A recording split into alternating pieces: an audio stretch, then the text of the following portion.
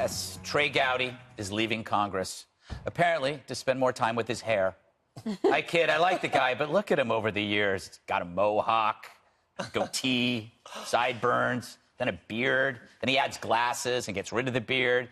The guy's more looks than Lady Gaga. Sunday, Gowdy said he's leaving politics because he's lousy at it. I was a pretty good prosecutor, I think, but I've been a pretty lousy politician. I see multiple sides of a single issue. And the fact that someone disagrees with me does not make me challenge their love of the country. It doesn't make me believe that they're corrupt. I've got a lot of friends on the other side of the aisle. I think the manner in which we get places matters. And in politics, too often, winning is the only thing that matters. And look, every hero I have is lost, every one of them.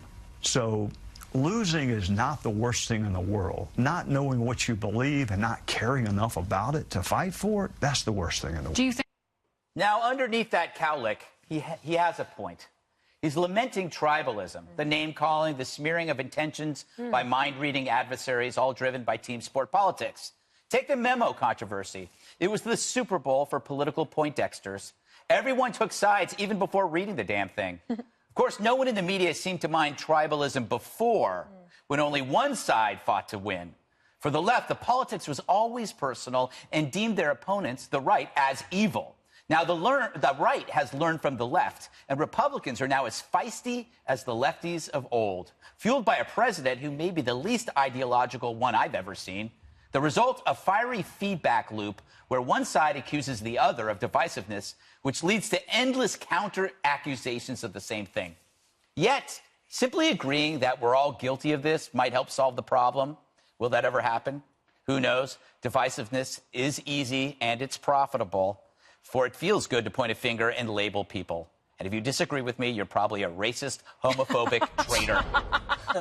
It's true. Kimberly, what do you see him going? Maybe a style segment on Fox and Friends? Oh, my God. Come on. I like him, though. I'm a fan of his. I think he's really bright. He was a phenomenal prosecutor. He had a great reputation. You know, he handled a large, volume of material and really stuck with it in terms of the Benghazi hearings. And, I think he's a virtuous person. And I like what he had to say in terms of being able to see all sides of an issue. And because someone disagrees with you doesn't mean that they're a bad person or their politics or their intentions, should be questioned. So I'm excited to see what he does next. I don't know. Maybe here. I'm Jesse. Yeah. One lucky guy. Hey, Dana, every time we hear about the assessment of intensity and tribalism, every time I think about it, then I think about the past. We've had assassinations and civil wars. So is this idea that we're being divisive a bit overwrought? I mean, we did have an actor kill a president, Yes. I remember when I talked to Mitch McConnell last week, he said, let me put everyone's mind at ease. And he went back and said, we used to actually beat each other up on the floor. And I think that Trey Gowdy seems very relieved. This is a decision that he's wrestled with for the last couple of cycles because he realized, I think, early on that, wow, this might not be for me. There's a lot of different ways that you can serve your country and be a public servant, and you don't always have to run for office. It's the endless fundraising, the inability to actually do what he wants to do, which is the law. But he is somebody that you would certainly want as your own personal lawyer if he decides to go into law. You would want him as that.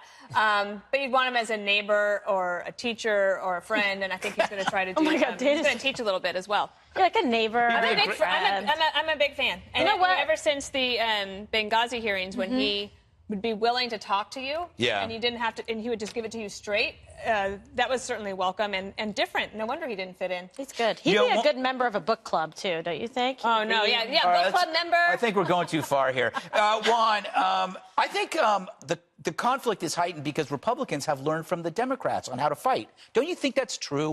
No. You guys were brutal. You guys from the '60s were so great. Everybody you disagreed with was evil. Wow. Started with the Vietnam War. Well, let's go back to the Civil War. But I'm just saying. Well, the Democrats, right? Yeah. So pro-slavery. But I don't see. I mean, to me, Trey Gowdy.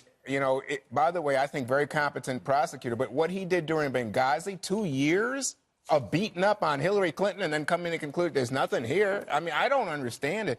I like the fact that he now says you don't have to turn your opponents into devils. I think, boy, but now he's leaving. And he's won, by the way, Jesse, unbelievable to me, but 41 Republicans who are leaving this Congress, 9 committee chairmen, including people like Trey Gowdy, who does have respect.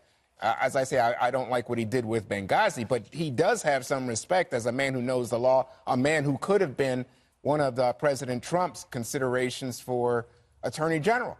But now you see all these people fleeing, and guess why they're fleeing? There's an erratic president, and there's a chance the Democrats are going to have a big November this year. Jesse, can you tie this into the Super Bowl? Yeah. I don't think Gowdy's leaving because he's going to lose his seat. No. I like the hair shots. Can we put the 6 hair shots back? I want to pick my best one. I think the one on the upper left, if you want to DVR it back, was probably the best look. There it is right there with the scruffy goatee. In terms of the Benghazi hearings, Juan just said that, nothing ever came of it. Basically, we found out that they didn't protect the consulate on 9/11's anniversary, couldn't save our own men and women because they didn't have assets in place, and then lied to the American people and to the victims' families to their face and said it was about a video when they knew all along it was a terrorist attack. I actually think he got to the bottom of that. He looked relieved because all you do is dial for dollars. I heard they put you in a room for 4 hours a day and you fundraise. That sounds terrible. I mean, the swamp stinks. I'd want to get out of it, too. He's probably going to get a nice paycheck pretty soon.